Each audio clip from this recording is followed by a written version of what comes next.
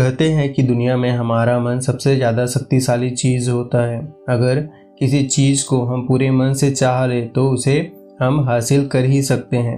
यह मैं नहीं कहता, यह कहना हमारे सारे महापुरुषों का है। अगर यह सच है तो हम अपने मन से जो चाहते हैं वह हमें हासिल क्यों नहीं होता। भाई कोई भी इंसान अपने मन में दुख तो नहीं चाहेगा ना, लेकिन वह रहता तो हमेशा दुखी ही है। हर इंसान अपने मन से तो कामयाब होना ही चाहता है कि वह खूब पैसा कमाए, लेकिन फिर भी वह कामयाब नहीं हो पाता। भला ऐसा दुनिया में कौन सा इंसान होगा जो अपने मन में यह चाहेगा कि मैं नाकामयाब रहूं या मेरे पास पैसा ना हो। यह सोचने की बात है। तो इसमें दो चीज निकलकर सामने आती है। या तो वह महापुरुष गलत है जिन्होंने यह बात कही थी कि मन से चाही हुई चीज हमेशा हासिल हो जाती है, या फिर हम गलत हैं। आज जो कहानी मैं आपको सुनाने वाला हूँ उसमें आपको एक ऐसा मंत्र मिलेगा और उस कहानी को पूरा सुनने के बाद आपको ऐसा एक उपाय पता चलेगा जिससे आप समझ पाएंगे कि अपने मन से कोई भी चीज कैसे करवाई जाती है, अपने मन में किसी भी बात का बीज कैसे बोया जाता है। यह कहानी आपको अच्छी तरह समझ में आ जाएगी और इससे आप यह भी समझ पाएंगे कि लॉ ऑफ अट्रैक्शन कैसे काम करता है। यह कहानी छोटी सी है लेकिन बहुत ही गहरी है। एक बार की बात है, एक आदमी के जीवन में हमेशा दुख ही दुख था। वह जो भी काम करता था उस बेचारे का काम पूरा ही नहीं हो पाता था। घर में आता था तो घर में कलेश बना रहता था। किसी से कोई मदद मांगता तो कोई उसकी मदद नहीं करता था। ऐसा लगता था कि चारों ओर से उस पर दुखों का पहाड़ उमड़ पड़ा है। उसे यह समझ में ही नहीं आ रहा था कि वह दुखों से कैसे बाहर जाए। वह दिन रात यही सोचता रहता था कि वह अपने दुखों से कैसे छुटकारा पाए। इसी कारण से वो रात रात भर सो नहीं पाता था।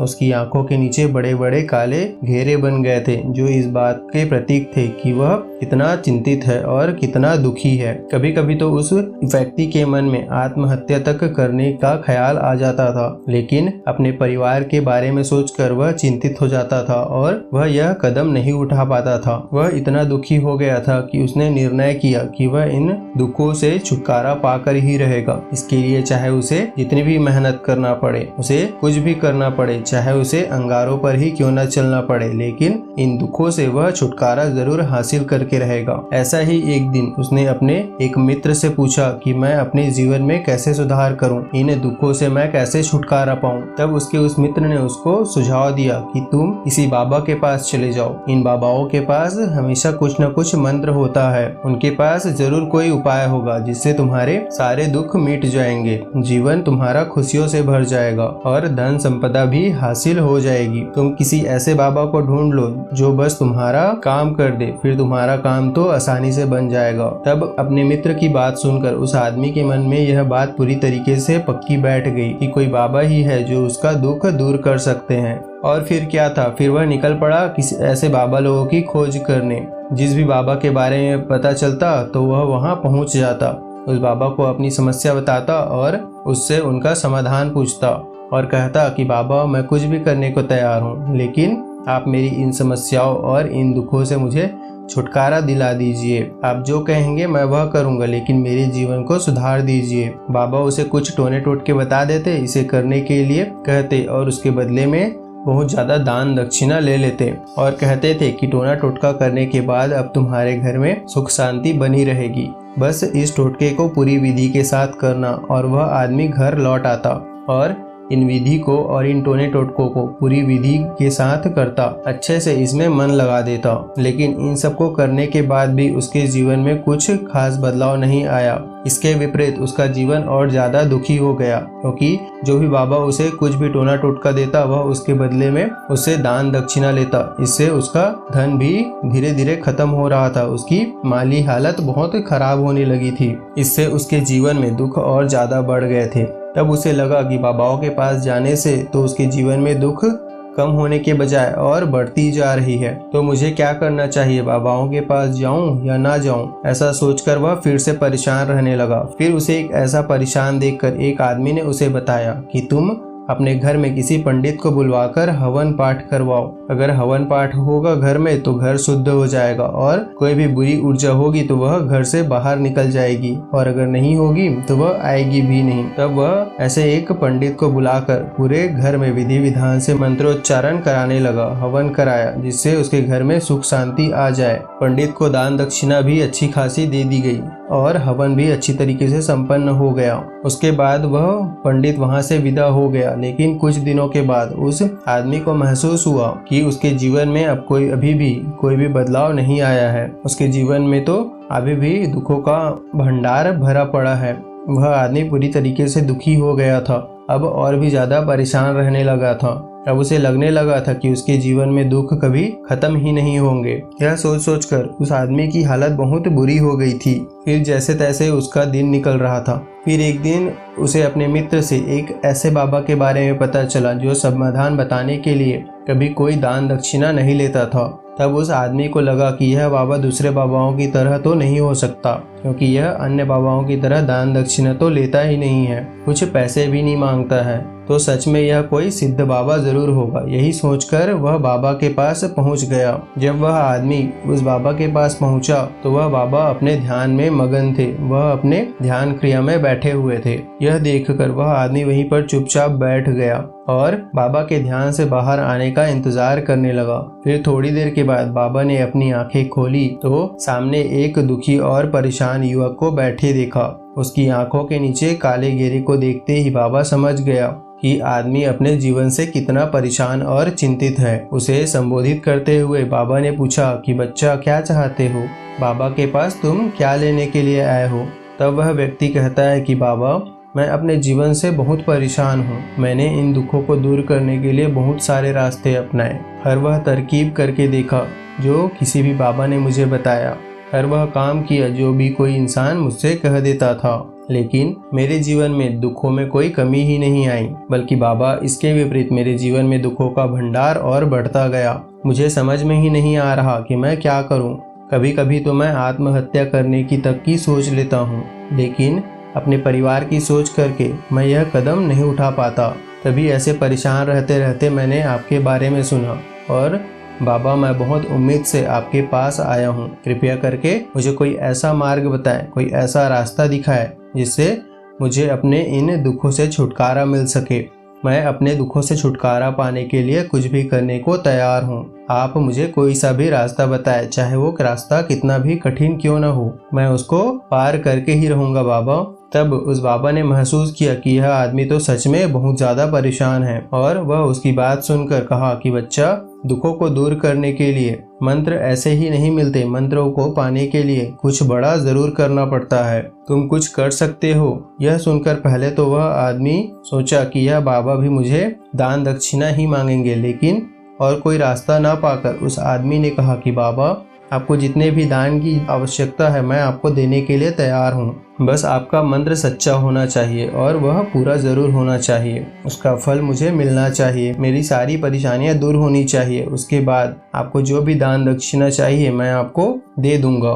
तब बाबा ने कहा कि दान दक्षिणा तो बहुत छोटी चीज है, मुझे वह नहीं चाहिए। इस पर वह आदमी सोच विचार करके बोला, तो बाबा, मैं अंगारों पर भी चलने के लिए तैयार हूँ, बस आप मुझे आज्ञा दीजिए। तब उस बाबा ने कहा कि बेटा, आपको अंगारों पर चलने की कोई ज़रूरत नहीं है। यह अंगारों पर चलने वाली बात तो बहुत छोटी चीज़ है। मैं तुमसे यह नहीं कराने वाला हूँ। वह मंत्र बहुत कठिन है, उसे पूरा अगर तुम कर पाओगे तो मुझे बताओ। तब वह व्यक्ति कहता है कि आप मुझे बताइए तो सही बाबा कि मुझे करना क्या होगा। मैं कुछ भी करने को तैयार हूँ। तब उस बाबा ने कहा कि जब यहाँ से वापस तुम अपने घर पर जाओगे तो रास्ते में अपने मन में यह दोहराते जाना कि मैं सुखी हूँ, मैं सुखी हूँ, मैं सुखी हूँ। बार बार अपने मन में यही सोचते रहना कि मैं सुखी हूँ। और याद रहे, यह जुबान पर नहीं आना चाहिए, यह सिर्फ मन में दोहराते रहना। यह सुनकर वह आदमी बोला, बाबा बस इतनी सी बात, यह तो मैं चुटकी बजाकर कर लूंगा, लेकिन इससे होगा क्या?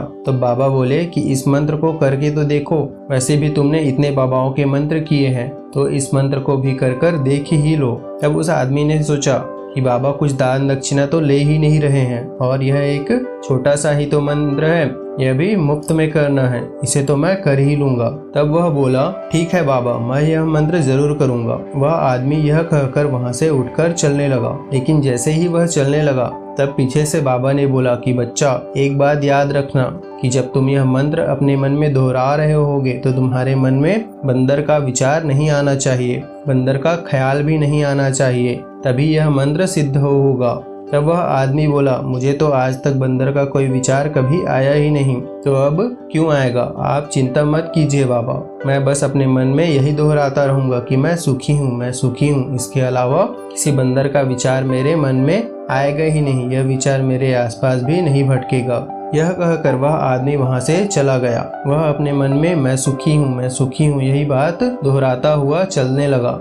तभी थोड़ी दूर चलने पर उसे लगा कि उसके मन में अचानक बंदर का ख्याल आ रहा है और वह ख्याल और दोबारा उसके मन में आने लगा। वह बंदर का ख्याल उसके मन में आया और चला भी गया, लेकिन उस आदमी ने सोचा कि आज तक तो मुझे कभी बंदर का कोई विचार आया ही नहीं, यह आज इस बंदर का विचार क्यों आ गया? और ऐसा सोच के उसने उस बंदर के विचार को पकड़ लिया। वह यह भूल गया कि उसे क्या मंत्र दोहराना था और वह बंदर के बारे में सोचने लगा। जब थोड़ी देर बाद उसे फिर से होश आया तो वह फिर से अपना वही मंत्र दोहराने लगा कि मैं सुखी हूँ, मैं सुखी हूँ, जो उसे बाबा ने बताया था। लेकिन फिर अचानक सिर के सामने उसे एक बंदर दिखाई देने लगा और यह देखकर उसके मन में फिर एक बार बंदर का विचार उठ गया और वह अपने अंदर से उस विचार को फेंकना चाहता था। वह यह चाहता था कि उसके मन में किसी भी तरीके से बंदर का विचार ना आए, लेकिन उसे तो सामने बंदर ही दिखाई दे गया। ऐसे ही जद्दोजहद करते करते वह अपने घर पहुंचा और घर पर पहुंचने के बाद और अपनी पत्नी से कहा कि हे बंदरिया, मुझे खाने में बंदर परोस दो। और जब उसे यह एहसास हुआ कि उसने अभी क्या बोल दिया तो वह अपने बाल नोचने लगा। वह दीवारों पर अपना सर मारने लगा और यह सोचने लगा कि मुझे तो आज तक कभी कोई बंदर का ख्याल आता ही नहीं था, लेकिन आज मुझे यह क्या हो गया है? मुझे हर जगह बंदर ही बंदर नजर आ रहे हैं। यह कैसी माया है, यह कैसी सोच है? यह सोचकर बार बार वह सोचता रहा और रात भर सो न पाया। रात भर वह करवटें बदलता रहा और सुबह उठकर सीधा उसी बाबा के पास पहुंच गया और फिर उसके चरणों में गिरकर कहा कि बाबा, पता नहीं यह क्या चमत्कार हो रहा है, आज तक मुझे कभी बंदर का कोई विचार आया ही नहीं था, लेकिन कल से जब मैं आपके पास से गया हूँ मुझे बंदर का ही विचार आ रहा है, जबकि वह यह विचार नहीं आना चाहिए और मुझे हर जगह पर बंदर ही बंदर नजर आ रहे हैं। उस आदमी ने कहा कि बाबा, मुझे तो आपके पीछे पेड़ पर भी बैठा हुआ एक बंदर दिखाई दे रहा है जो कि केला खाता हुआ दिखाई दे रहा है,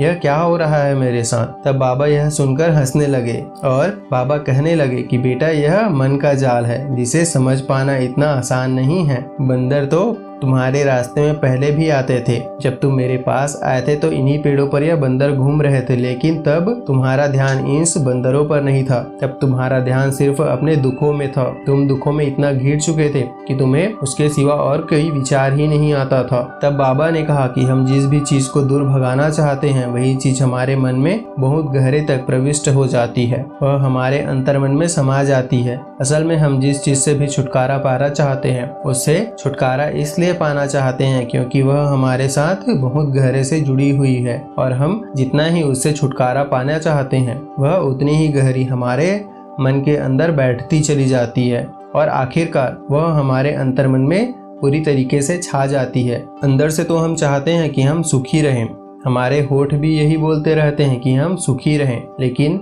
हमारे मन में दुख हमेशा होते हैं। हर समय हम दुखों के बारे में ही सोचते रहते हैं, हमारे विचारों में हमें दुख ही दिखाई देता है। इसलिए अपनी जुबान से बार बार यह बोलने के बाद भी कि मैं सुखी हूँ, मैं सुखी हूँ, हमारे अंतर मन में प्रविष्ट नहीं होता। इस पर उस आदमी ने पूछा कि बाबा, लेकिन यह मंत्र हमारे अंतर मन में प्रविष्ट कैसे होगा? यह सुनकर उस बाबा ने कहा कि बच्चा, अपने दुखों से लड़ना तुम बंद कर दो। जब तक तुम अपने दुखों से लड़ते रहोगे, यह सोचते रहोगे कि तुम दुखी हो, तो तुम दुख से चिपके रहोगे और तब तक तुम्हारे अंतर मन में यह दुख बसा रहेगा और अपना राज जमाए बैठा रहेगा। जिस दिन तुम उन दुखों के बारे में सोचना बंद कर दोगे, तुम इनसे छुटकारा पा लोगे और फिर उस दिन तुम्हारी जिंदगी से यह दुख पूरी तरीके से गायब हो जाएंगे। क्योंकि किसी भी चीज से छुटकारा पाने के लिए हमें उस चीज के बारे में सोचना पहले बंद करना पड़ता है। लेकिन तुम्हें यह भी याद रखना है कि तुम्हें यह जबरदस्ती नहीं करना है। हम जितना ही उस चीज के बारे में सोचते हैं वह उतनी ही गहरी हमारे मन में भीतर की तरफ प्रविष्ट होती चली जाती है। हम अधिकतर समय में दुखों के बारे में ही सोचते हैं। हम यही सोचते रहते हैं कि हमारे जीवन में दुख है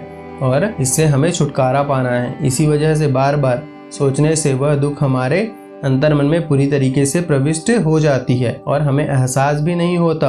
इसलिए हम अगर दुखों से छुटकारा पाना चाहते हैं तो दुखों से छुटकारा पाने के बारे में सोचना हमें छोड़ देना चाहिए। इस तरीके से हमें दुखों से छुटकारा मिल जाएगा। ऐसे ही अक्सर अपने किसी नशे को, धूम्रपान को छोड़ना चाहता है, कोई शराबी शराब को छोड़ना चाहता है तो हर सुबह अपने आप से यह वादा करता है कि मैं यह चीज छोड़ दूंगा, मैं कोई भी नशा नहीं करूंगा, मैं कोई भी गलत काम नहीं करूंगा। लेकिन शाम होते होते जब वह लौटता है तो पूरी तरीके से फिर से नशे में चूर होकर लौटता है। ऐसा क्यों होता है? क्योंकि जो चीज हम सोचते रहते हैं वह हम पूरा नहीं कर पाते। असल में हम जिस चीज को ज्यादा तवज्जो दे रहे होते हैं उसी चीज में पूरी तरीके से लिप्त हो जाते हैं और उस चीज को बहुत ज्यादा अहमियत देते रहते हैं। जब भी हम उस चीज को छोड़ने के बारे में सोचते हैं उसकी विशेषता और बढ़ा देते हैं। हमारा मन उस चीज के बारे में जितना ज्यादा सोचेगा हमारे मन में वो चीज उतना ही ज्यादा बसता जाएगा।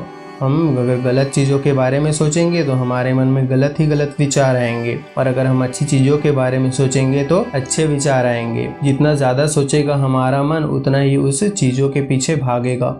हमें उस चीज से लड़ना कभी नहीं है, बिना सोचे उस चीजों से होकर गुजर जाना है। अगर इस मंत्र को हम समझ लेते हैं तो हम अपने जीवन में जो भी पाना चाहते हैं उसे अंतर मन में डाल सकते हैं और एक बार अगर वह लक्ष्य हमारे अंतर मन में बैठ जाएगा तो फिर हमें सफल होने से कोई नहीं रोक सकता। और अगर कोई भी समस्या भी आती है हमारे सफलता के मार्ग में तो हमें कोई दिक्कत नहीं होगी, हम उन चीज़ों से लड़कर आगे निकल जाएंगे। दोस्तों, यह कहानी आपको कैसी लगी? अगर कहानी अच्छी लगी तो कमेंट सेक्शन में ज़रूर बताएं।